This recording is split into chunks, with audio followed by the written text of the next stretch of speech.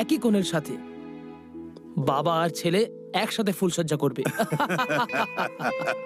বাবা শুধু ফুলসজ্জাই নয়, আজকের পর প্রত্যেক রাতে ওই বউয়ের সাথে রোজ আমি আনন্দ করব। বাবা, বাবা, সমীর, এখন তোমার পাড়া ফুলসজ্জা করার, যাও। অল দ্য বেস্ট বাবা, অল দ্য বেস্ট। বাবা, তোমারই আশীর্বাদে আমাদের তিনজনেরই ভালো বউ জুটেছে। আমাদের সবার এতেই ভালো হবে। দেখো বাবা, একটা কথা মনে রেখো, মেয়ে আর তার ভালোবাসার মাঝে আমাদের যেন মনোমালিন্য না হয়।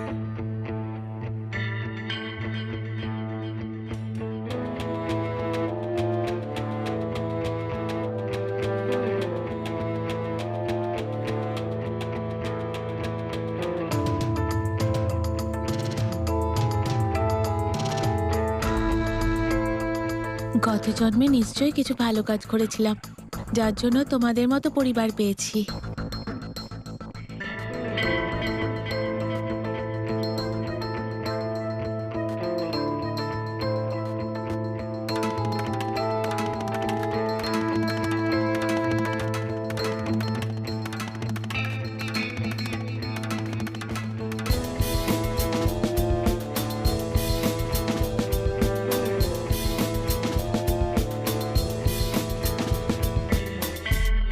এসব কি বলছো বাবা?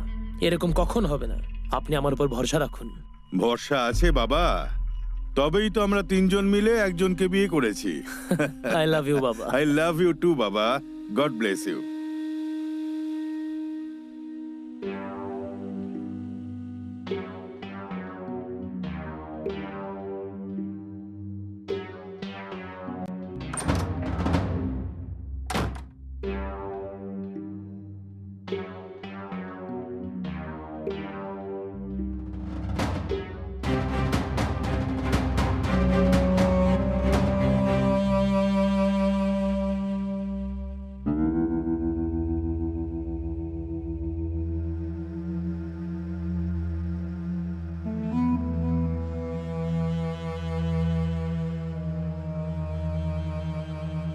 ফুলবা,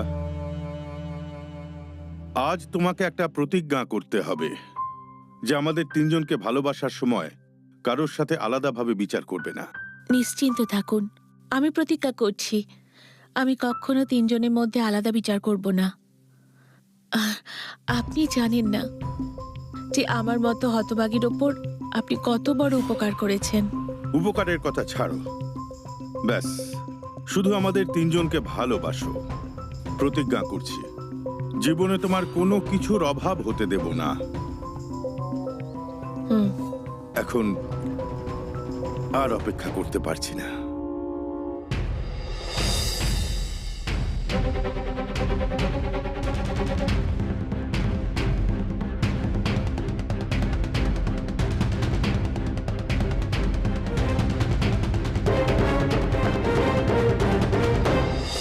এ কেমন ফুলসজ্জার বিছানা ছিল? আর এই বিছানায় বসে থাকা মেয়েটি কোণে ছিল নাকি বেশ্যা? আর যারা তার সাথে ফুলসজ্জা করছিল তারা মেয়েটির গ্রাহক নাকি স্বামী? যদি তারা গ্রাহক হয় তাহলে তারা বাবা ছেলে সম্পর্ক কেন টানছিল? আর সবচেয়ে খারাপ লাগার বিষয় হলো যে ওই মেয়েটির এই খারাপ কাজ করাতে কোনো সংশয় ছিল না। নমস্কার, আমি মানব